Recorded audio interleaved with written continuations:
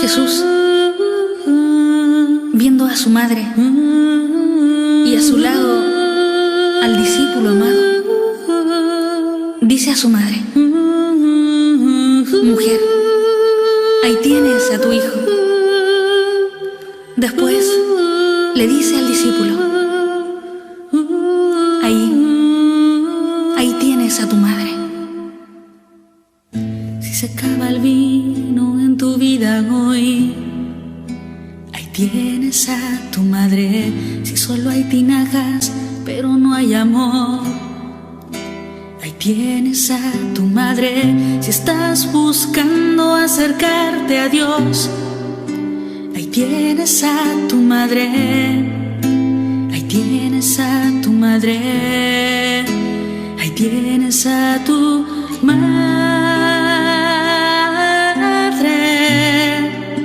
Ahí tienes a tu madre. Que el amor de Dios, la gracia abundante de su Espíritu Santo esté contigo, con toda tu familia, y se mantenga contigo siempre. Te damos la bienvenida a una producción más de tu programa, A Solas con María, dándole como siempre la gracia, antes que nada, a Papá Dios, por su inmensa misericordia, porque no se mueve nada sin el consentimiento de Dios. Hasta las hojas de los árboles que caen al suelo por el consentimiento de Dios. Entonces le damos la gracia a Papá Dios, porque Él permite que nosotros podamos estar contigo, entrar a tu hogar, ofrecerte este programa, llevarte un poquito de paz en medio del tumulto que está viviendo el mundo. Cuando suenan tambores de guerra, tanto en el interior del alma como en el mundo entero, nosotros nos atrevemos, confiados en Dios, en llevarte un mensaje de paz, para que tú puedas estar tranquilo, regocijarte con Él, y que en este tiempo tan hermoso que nos ofrece nuestra Santa Madre Iglesia, este tiempo de reflexión, de conversión, de cambio, queremos llevarte ese mensaje de amor. En este quinto domingo de Cuaresma, donde nos hablan a nosotros de recuperar la vida, de pasar de la vida a la muerte, de quitar las piedras que están obstaculizando que tú puedas encontrar el verdadero camino, el único que conduce a la paz. Vamos a ponernos en la presencia de la Santísima Trinidad. Invoquemos juntos ese Espíritu Santo, que es el que nos da vida, y vamos a agradecerle a Dios por todas las bendiciones que derrama en nuestras vidas. En el nombre del Padre, del Hijo y del Espíritu Santo. Amén. Ven, Espíritu Santo, ven don de Dios, ven fuerza de lo alto, ven promesa del Padre, ven aliento de vida, entra en el interior del alma y llénanos de la gracia que estamos necesitando. Llénanos de tu paz, llénanos de tu amor. Ven, Santo Espíritu de Dios, y derrámate con poder sanador. Ven, Espíritu Santo, entra, entra, entra. Llénanos de tu gracia. Ven, Espíritu Santo, porque sin ti nada podemos hacer. Nada puede ser el hombre si tú le faltas por dentro. Mira la resequedad del alma. Mira el poder del pecado. Cuando tú no envías tu aliento, Ven y riega nuestra tierra en sequía. Sana nuestros corazones enfermos. Enfermos por la pobreza que hay muchas veces en el alma. Enfermos de depresión, de amargura, de soledad. Entra, Espíritu Santo, y llénanos de tu gracia. Llena todo nuestro ser, Espíritu Santo. Llénanos, Espíritu Santo. Ven y llénanos de tu presencia. Que nuestros huesos respiren, Espíritu Santo. Que donde quiera que lleguemos, llenemos con tu gracia los lugares donde estemos. Ven, Espíritu Santo, y llénanos. Llénanos de tu presencia y danos la paz que solamente tú puedes dar. Una paz que no es ausencia de guerra, que no es ausencia de ruido, sino que cuando llega al alma, la pacifica y la llena de tu gracia. Gracias, Espíritu Santo. Gracias, Espíritu Santo. Gracias, Señor. Gracias, Señor. Tu palabra me da vida, confío en ti, Señor. Tu palabra es eterna, en ella esperaré. Dichoso el que con vida intachable camina en la ley del Señor. Dichoso el que guardando sus preceptos lo busca de todo corazón.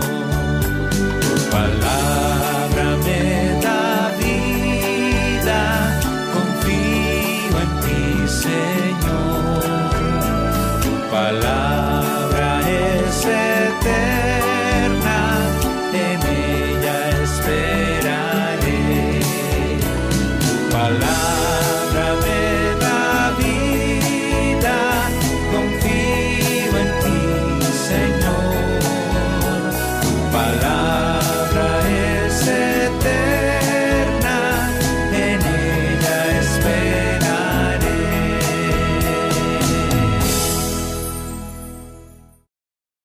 Lectura del libro del profeta Ezequiel. Esto dice el Señor Dios: Pueblo mío, yo mismo abriré sus sepulcros. Los haré salir de ellos y los conduciré de nuevo a la tierra de Israel. Cuando abra sus sepulcros y los saque de ellos, pueblo mío, ustedes dirán que yo soy el Señor. Entonces les infundiré mi espíritu y vivirán. Los estableceré en su tierra, y ustedes sabrán que yo el Señor lo dije y lo cumplí.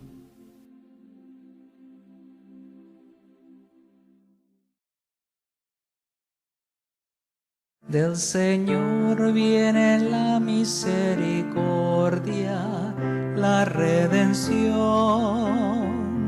copiosa. Del Señor viene la misericordia, la redención copiosa. Desde lo hondo a ti grito, Señor. Señor, escucha mi voz. Estén tus oídos atentos a la voz de mi súplica. Del Señor viene la misericordia, la redención copiosa. Del Señor viene la misericordia, la redención copiosa. Si llevas cuenta de los delitos, Señor, ¿quién podrá resistir? Pero de ti procede el perdón y así infunde respeto. Del Señor viene la misericordia, la redención copiosa. Del Señor viene la misericordia, la redención copiosa. Mi alma espera en el Señor, espera en su palabra. Mi alma aguarda al Señor más que el centinela la aurora. Aguarde Israel al Señor como el centinela la aurora. Del Señor viene la misericordia, la redención copiosa. Del Señor viene la misericordia, la redención copiosa. Porque del Señor viene la misericordia, la redención copiosa, y Él redimirá a Israel de todos sus delitos. Del Señor viene la misericordia, la redención copiosa.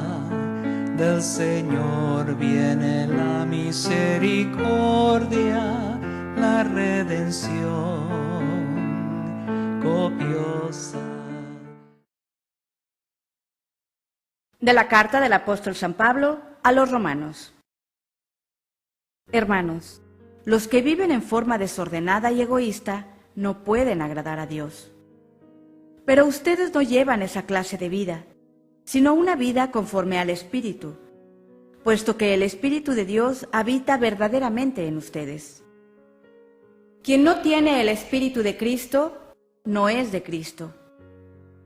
En cambio, si Cristo vive en ustedes, aunque su cuerpo siga sujeto a la muerte a causa del pecado, su espíritu vive a causa de la actividad salvadora de Dios. Si el Espíritu del Padre, que resucitó a Jesús de entre los muertos, habita en ustedes, entonces el Padre, que resucitó a Jesús de entre los muertos, también les dará vida a sus cuerpos mortales por obra de su Espíritu que habita en ustedes.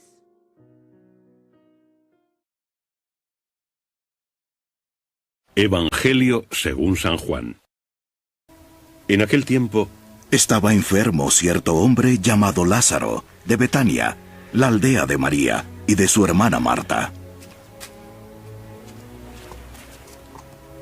Esta María fue la que ungió al Señor con perfume y le secó los pies con sus cabellos.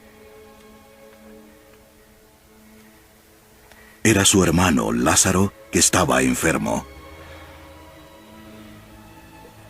Las hermanas entonces mandaron a decir a Jesús: Señor, el que tú amas está enfermo.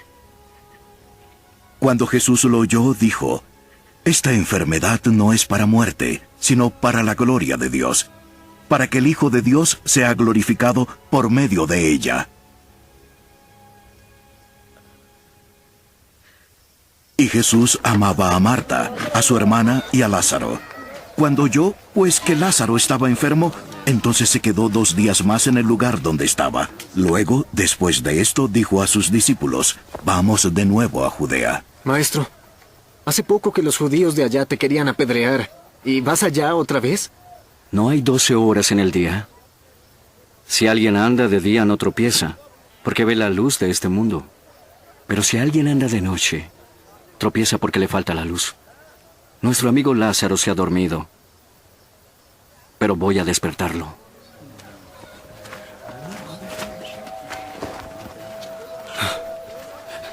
los discípulos le dijeron: Si se ha dormido, se pondrá bien. Jesús había hablado de la muerte de Lázaro, pero ellos creyeron que hablaba literalmente del sueño. Entonces Jesús les dijo claramente: Lázaro ha muerto.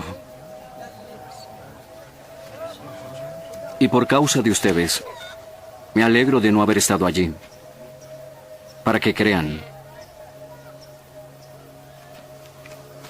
Vamos a verlo. Tomás, llamado el Gemelo, dijo a sus condiscípulos: Vamos todos con el Maestro para morir con él. Al llegar, Jesús halló que ya hacía 4 días que Lázaro había sido sepultado.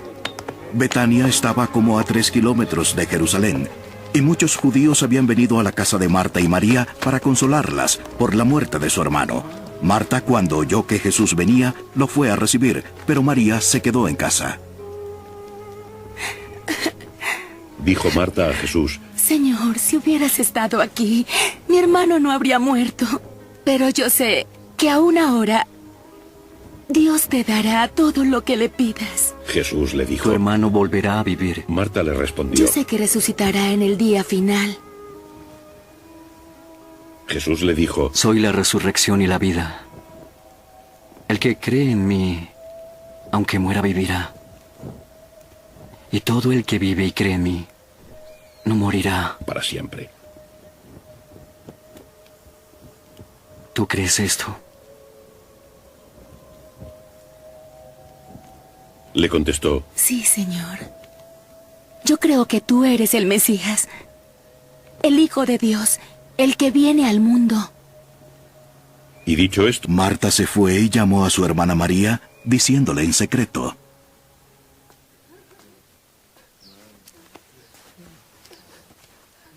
El Maestro está aquí. Está preguntando por ti. Tan pronto como lo oyó, María se levantó y fue hacia él. Jesús no había entrado en el pueblo, estaba en el lugar donde Marta lo había encontrado. Los judíos que estaban en la casa consolándole a María, la siguieron al ver que se levantó deprisa y salió, suponiendo que iba al sepulcro a llorar.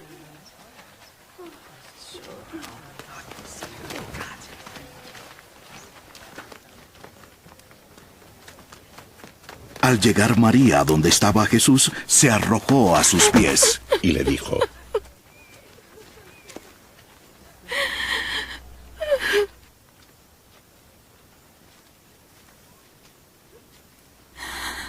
Señor,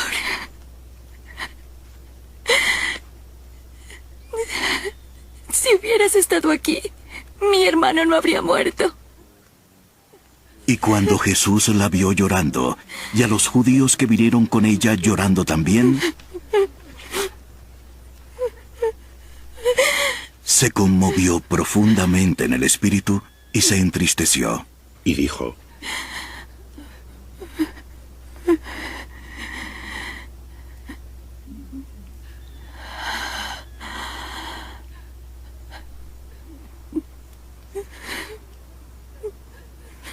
¿Dónde lo pusieron? Le dijeron: Ven y ve, Señor.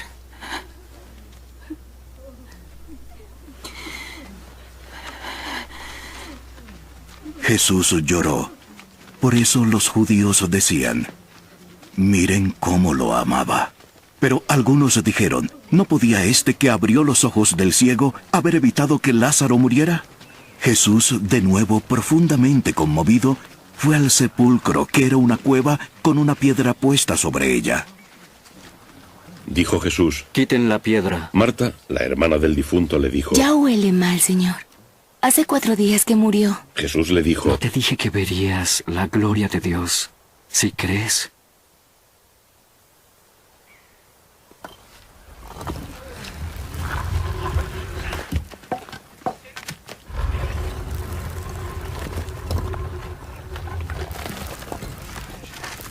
Entonces quitaron la piedra.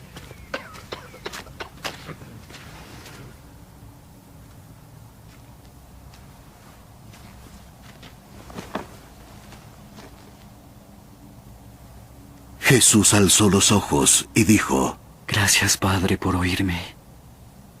Yo sabía que siempre me oyes, pero lo dije por causa de la gente que está aquí, para que crean que tú me has enviado.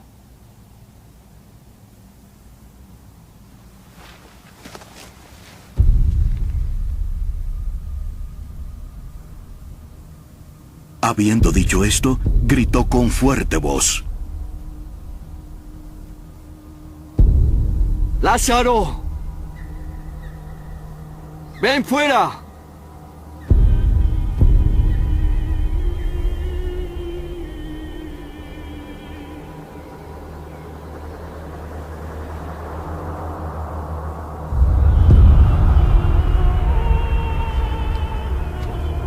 Y el que había muerto salió, los pies y las manos atados con vendas, y el rostro envuelto en un lienzo.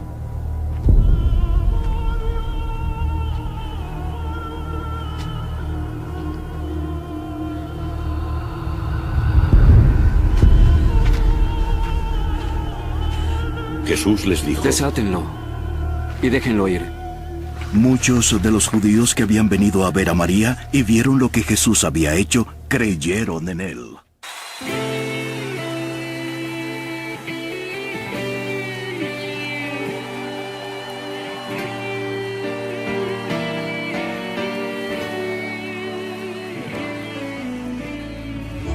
Maestro, necesito un milagro.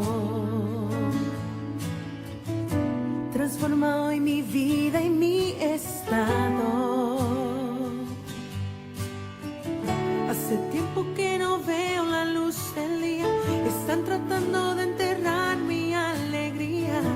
Intentan ver mis sueños cancelados.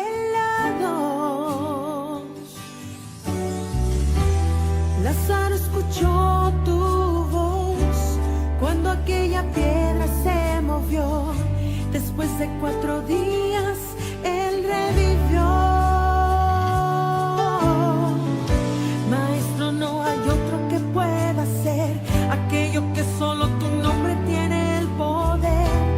Necesito tanto de un milagro. Remueve hoy mi piedra. Llámame por nombre, cambia mi historia, resucita mis sueños, transforma hoy mi vida, haz un milagro en esta misma hora. Llámame a Como decíamos al comienzo del programa, este es el 5º domingo de Cuaresma. Ya estamos en la recta final. Estos 40 días se fueron en un abrir y cerrar de ojos. Ya vamos a entrar en lo que es la Semana Mayor, la semana próxima. Si todavía tú no te has detenido un momento a pensar, a reflexionar, a ver cuáles son esas piedras que hay en tu interior y que tú no has podido mover, porque a veces son tan pesadas y tan fuertes que solo no podemos moverlas. Necesitamos obligatoriamente acudir al único que tiene poder para moverla, que es Jesús. Todas estas lecturas de este domingo, este es el domingo de recuperar la vida. Así le llamamos a este domingo. Domingo de recuperación de la vida. Porque pasamos de la muerte a la vida. Y para Dios nada es imposible. Todas estas lecturas, desde el comienzo del libro de Ezequiel, en el capítulo 37, que es un capítulo hermosísimo. Ezequiel es uno de los grandes profetas que escogió el Señor para darle profecías muy fuertes. Y una de esas profecías es precisamente lo que acabamos de ver en el Santo Evangelio. El Señor nos saca del sepulcro a través de su gloriosa resurrección, nos da la vida. Como dice la segunda lectura, si nosotros morimos en Cristo y el que vivificó y le dio vida a Cristo es el mismo que nos dio el Espíritu Santo a nosotros y que habita en nosotros, también nosotros seremos vivificados en Cristo por el Espíritu Santo que nos ha sido dado. Entonces nosotros tenemos que poner nuestra esperanza y nuestra confianza en ese Dios que no cambia, en ese Dios que es el mismo de ayer, de hoy y de siempre. Y que cuando tú acudes a Él y lo buscas, Él te va a responder. Él no defrauda a quien confía en Él. Todas estas lecturas nos llevan a nosotros a reflexionar. Si Jesús hizo eso con un muerto, con 4 días que ya tenía mal olor, que ya no había esperanza, y Jesús lo sacó del sepulcro, lo puso a caminar, ¿qué no hará Él por ti? Yo no sé en qué pecado tú estás caminando. ¿Cuál es el pecado que te ha llevado a la muerte? ¿Cuál es el pecado tan grande que hay en tu interior que ya tiene mal olor? Porque a veces nosotros cometemos pecado. Hay pecados veniales, pero también hay pecados mortales. Y los pecados mortales te llevan a la muerte eterna. Si tú no lo confiesas, si tú no te acercas a un confesionario, tú tienes que dejar que a través del sacramento de la reconciliación pueda removerse esa losa que está en la puerta de tu tumba, donde tú tienes sepultado ese pecado que ya tiene mal olor, está contaminando hasta tu familia, te está contaminando a ti, contamina a todo el que tú te acercas, porque la gente piensa que pecar y ya, pequé, estoy en pecado, y que eso no le afecta a nadie. No, el pecado es como cuando tú prendes un basurero y el humo se expande por toda parte y llega hasta quitarle vida a gente que no puede aguantar el humo y se asfixia. Así mismo es el pecado. Cuando tú estás en pecado, tu familia sufre, tu comunidad sufre, los que están a tu lado también sufren, porque el pecado contamina todo, el pecado lo daña todo, el pecado lleva a la muerte eterna. Y nuestra Santa Madre Iglesia nos da una oportunidad. 2 veces al año, tú tienes la oportunidad, que es en Adviento, y ahora en Cuaresma, de reflexionar, de detenerte, de tener un encuentro con Dios, de convertirte, de sacar lo que tú tienes dentro, porque conversión no es cambiar de religión, como creen mucha gente, no es pasarte a los hermanos evangélicos, no es pasarte a los testigos de Jehová, no es pasarte a la religión bautista. Eso no es conversión. La conversión viene de adentro hacia afuera. Es sacar todo lo que tú llevas dentro. Es cambiar lo que tú tienes dentro. Si tú eres una persona envidiosa, sacar ese sentimiento fuera, cambiarlo por amor. Si eres una persona criticona, que te gusta el chisme, que te gusta hablar mal de los demás, sacar ese pecado fuera.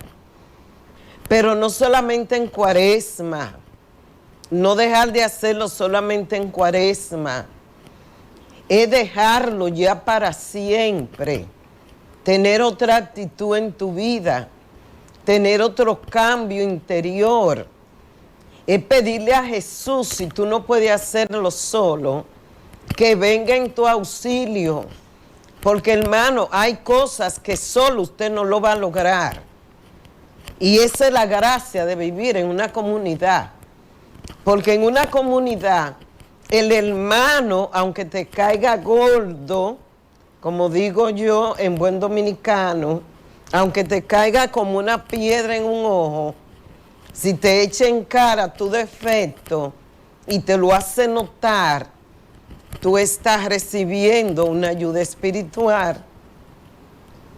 Porque es que los ojos no ven para afuera, los ojos no ven para adentro, siempre están viendo para afuera. Y tú no puedes ver tus defectos, pero tu hermano que está a tu lado, sí mira tus defectos y te puede corregir. Y tú no te puedes sentir mal por una corrección que haga un hermano contigo. Aquí el Señor habla muy claro, Lázaro murió. Y aquella hermana estaba congojada, triste. Mira cómo ella se echa a los pies de Jesús. Y Jesús se le enternece el corazón. Jesús ve sus lágrimas.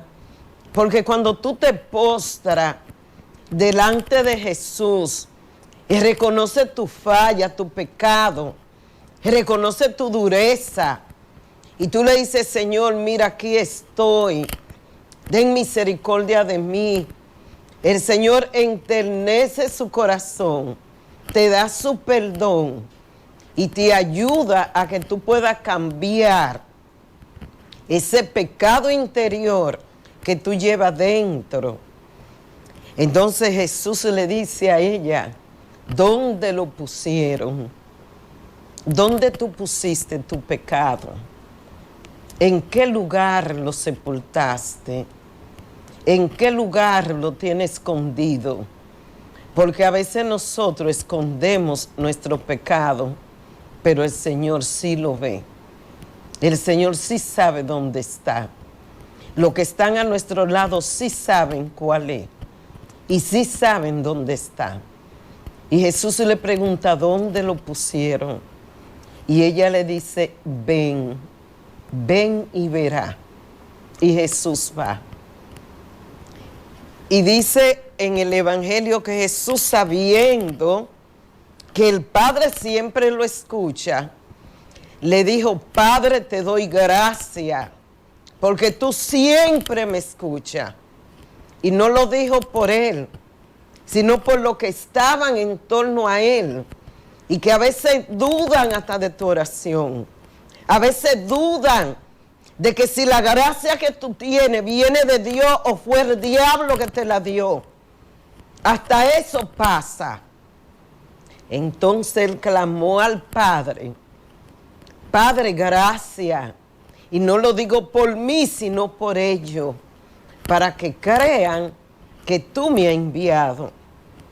Y en una voz fuerte, porque a veces hay que gritarle fuerte al diablo, a veces hay que reprender fuerte el pecado para que pueda salir y dejarte en paz. Le dijo, Lázaro, sal fuera. Y Lázaro salió. Pero ¿qué le dijo Jesús? Lázaro salió envuelto en trapos. Desátenlo y déjenlo andar. ¿Por qué? Porque, mis queridos hermanos, la conversión va en paso. Y después que tú eres libre, que el Señor te ha dado la conversión, hay cosas que hay que liberar. Hay cosas y ataduras que están ahí y que hay que sacarlas fuera. Y no lo puedes hacer tú. Tienen que ayudarte tus hermanos de comunidad, tus hermanos de iglesia, para que esas ataduras te dejen caminar en paz. Hoy yo te invito, como Jesús le dijo a Lázaro, sal fuera y deja que Jesús rompa las cadenas que te atan y te den la libertad. Que Dios te bendiga.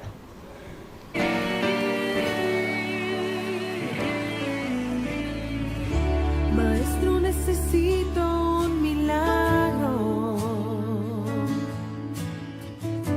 Transforma hoy mi vida y mi estado. Hace tiempo que no veo la luz del día. Es tan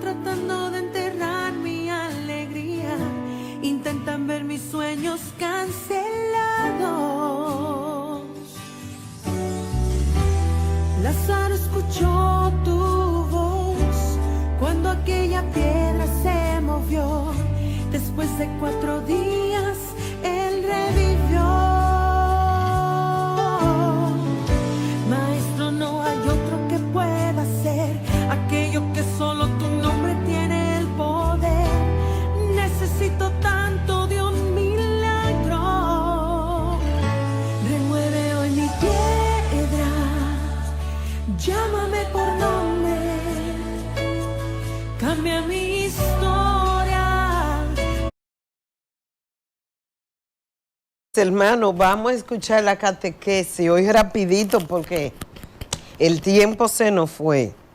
Es sobre Santo Toribio de Mogrovejo. Yo te pido que le preste atención porque es muy interesante y muy edificante.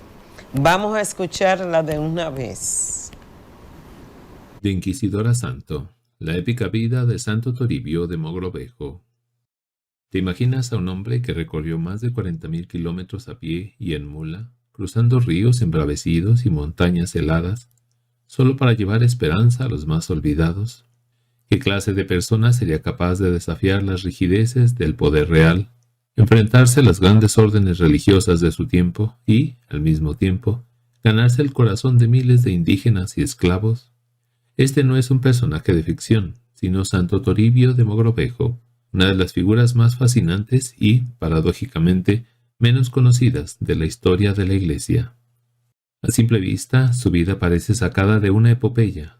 Un joven español nacido en las frías montañas de León, que terminó convirtiéndose en el arzobispo de Lima, la ciudad más importante de la América colonial. Pero su historia va mucho más allá de los títulos y los cargos. ¿Qué hizo que un hombre que ni siquiera había recibido las órdenes menores fuera elegido para liderar la Iglesia en un continente en plena ebullición? ¿Y cómo logró en solo 25 años transformar la vida espiritual de millones de personas en un territorio tan vasto como hostil? Y es que Santo Toribio no solo fue un líder religioso, sino un visionario que supo combinar la firmeza de un legislador con la compasión de un pastor. Fue el artífice de los concilios de Lima, que sentaron las bases de la Iglesia en América durante siglos, y un defensor incansable de los derechos de los indígenas y los esclavos, algo poco común en su época. Pero aquí viene la pregunta que quizás te estés haciendo. Si su labor fue tan extraordinaria, ¿por qué hoy casi nadie lo conoce? ¿Por qué su nombre no resuena con la misma fuerza que el de los grandes misioneros o conquistadores? La respuesta es tan intrigante como su vida. Santo Toribio fue víctima de la leyenda negra, esa narrativa que ha ensombrecido tantas figuras históricas. Sin embargo, su legado es tan impresionante que, incluso hoy, sus acciones siguen inspirando a quienes buscan justicia y fe en un mundo lleno de desafíos. Hablemos brevemente de su niñez y juventud. Nacido en Mayorga, en las montañas de León, ya en las estribaciones de los picos de Europa santanderinos, en noviembre de 1538, su niñez fue la que correspondía a un muchacho de casa hidalga en aquellos tiempos. Hasta los 12 o 13 años se estudia en el mismo Mayorga. Después marcha a Valladolid, donde hace sus estudios de humanidades, lo que hoy llamaríamos bachillerato, y los de derecho. Son los años 1550 a 1560. En 1562 lo encontramos ya en Salamanca, donde había de permanecer largo tiempo hasta 1573. Hay, sin embargo, un paréntesis significativo. Su tío, Juan de Mogrovejo, que luego había de morir canónigo de la Catedral de Salamanca, le llamó junto a sí a Coimbra, donde él se encontraba entonces de profesor, y juntos, tío y sobrino, prepararon para la imprenta, durante los años 1564 a 1566, las lecciones de Don Juan. Es el más extenso de los autógrafos de Santo Toribio que conservamos. En septiembre de 1568 acudió a Santiago de Compostela en peregrinación a pie y aprovechó esta peregrinación para graduarse en aquella universidad. Se le ofreció ocasión de recibir una beca en el Colegio Mayor de El Salvador de Oviedo. Hizo las oposiciones, triunfó con limpieza y brillantez y continuó sus estudios con vistas al doctorado en Derecho. Otros eran los planes de la Divina Providencia, y Toribio no llegaría nunca a graduarse de doctor. Eso sí, nos consta de toda su vida de estudiante la admirable santidad que ya entonces presentaba. Cuando, después de su muerte, el Colegio Mayor de Oviedo se dirigía a su santidad el Papa pidiendo la beatificación, diría: «Todavía resuman las paredes, después de tantos años, el suavísimo olor de santidad de que esta casa quedó como consagrada con la vida en ella de este alumno divino». Y los testimonios de sus antiguos compañeros de colegio le acompañarían también en el mismo proceso de beatificación, proclamando el concepto de rectitud y de absoluta limpieza de vida en que entonces se le tuvo. Parece cierto que pensó en retirarse a la orden cisterciense, y no es improbable que la misma Santísima Virgen y San Bernardo intervinieran de manera milagrosa para enderezar sus pasos por otro camino. Al menos, en el Museo Provincial de Salamanca se conserva algún testimonio arqueológico que parece indicarlo. Recibido en el Colegio Mayor el 3 de febrero de 1571, llega de manera imprevista, en una noche de diciembre de 1573, su nombramiento como inquisidor de Granada. Inmediatamente comienzan los trámites, no pequeños, para incorporarse a tan importante destino, y en agosto de 1574 le encontramos ya tomando posesión e incorporado a sus difíciles tareas. Por lo que puede apreciarse, su prestigio debía de ser extraordinario, cuando tan joven se le dio un puesto de esta importancia, y el mismo Consejo Supremo le trató siempre con una consideración que incluso no se encuentra en sus relaciones con inquisidores mucho más antiguos y avesados. Por lo que podemos ver, sus planes eran enteramente modestos. Siempre tonsurado, como lo fue toda su vida su tío el canónigo y tantos otros letrados eclesiásticos de aquel tiempo, Toribio no parece que llegara a pensar en pasar a las Indias o en llegar a difíciles cargos del gobierno de la Iglesia. Pero otros eran los planes de Dios. El mismo antiguo colegial de San Salvador de Oviedo, don Diego de Zúñiga, que había conseguido su nombramiento para la Inquisición de Granada, logró ahora que el rey le presentara para la más importante de las sedes de Indias, el arzobispado de la Ciudad de los Reyes, que hoy llamamos Lima, en Perú. Y, en efecto, Felipe II accedió a solicitar del Papa que fuera nombrado para ese cargo aquel joven inquisidor, de 39 años de edad, que aún no había recibido ni una sola de las órdenes menores. En junio de 1578 fue la elección. Tras 1000 vacilaciones y angustias, en agosto acepta. Pero antes era necesario que, al menos, fuera subdiácono para que se pudiera proceder al nombramiento. Y aquí tenemos a un arzobispo electo recibiendo, por sus tiempos, de una en una, sin querer dispensa, las diversas órdenes menores. Se hace la presentación oficial, el proceso de idoneidad, y, por fin, el 9 y 16 de marzo, el nombramiento consistorial.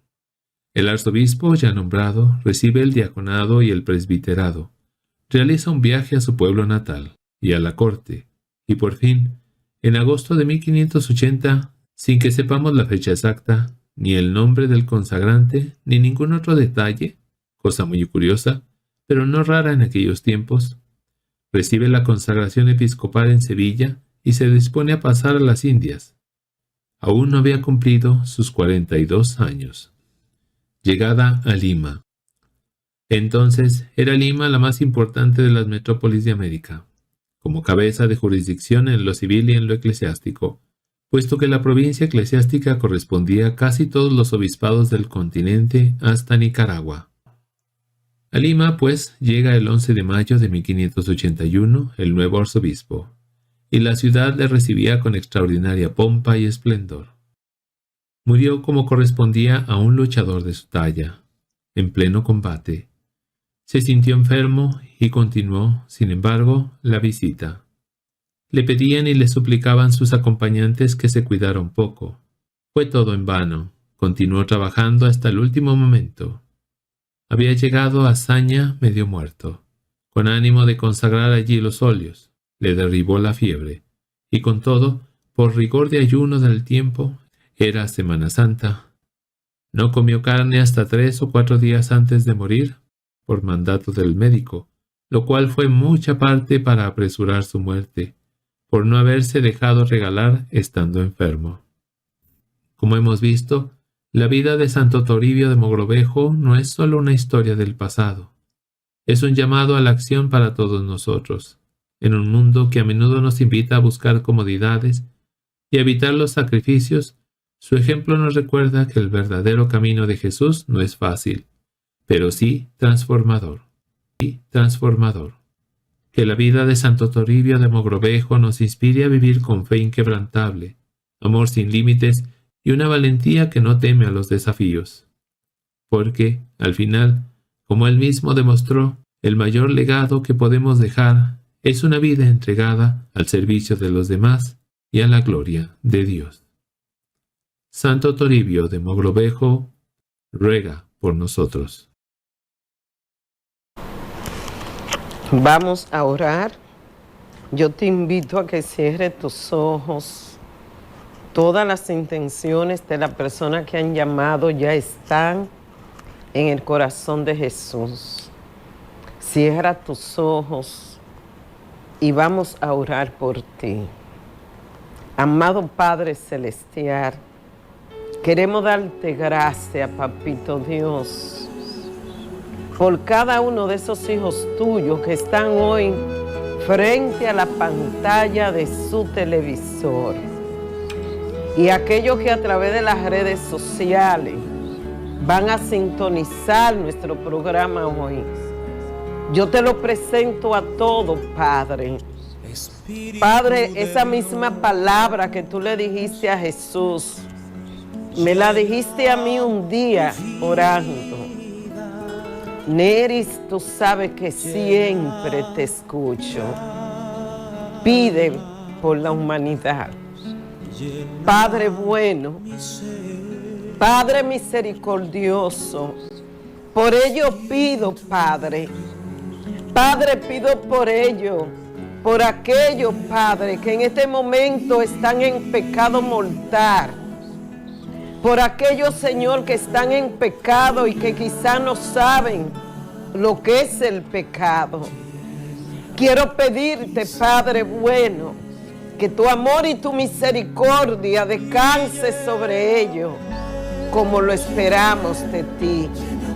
Que tu Hijo Jesucristo mueva las piedras de su sepulcro y los saque, Señor, de la tumba donde están metidos en estos momentos por el pecado cometido y que a veces se sienten tan cómodos en el pecado que no tienen voluntad para salir de aquel lugar de oscuridad, de aquel lugar de muerte, de aquel lugar, Señor, donde solamente hay tristeza, amargura, donde solamente hay oscuridad.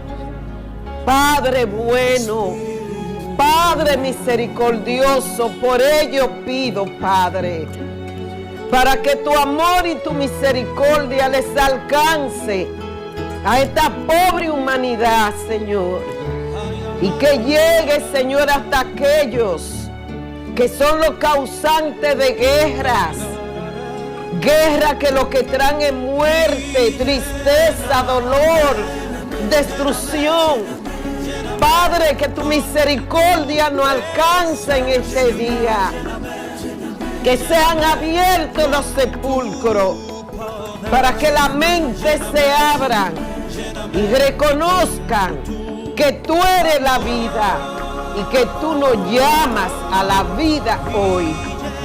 Gracias, Padre. Gracias, Jesús, por tu presencia. Gracias, Señor. Gracias, Señor.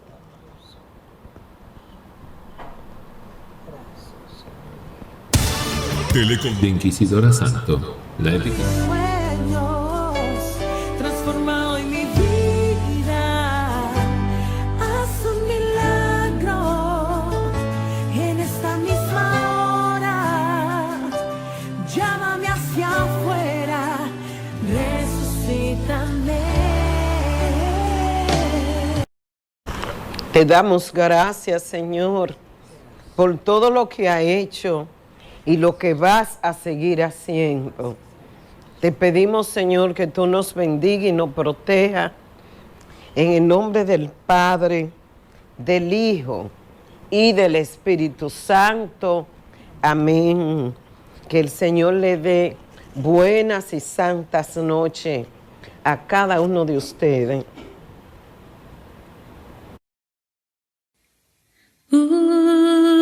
Jesús, viendo a su madre y a su lado al discípulo amado, dice a su madre: mujer, ahí tienes a tu hijo.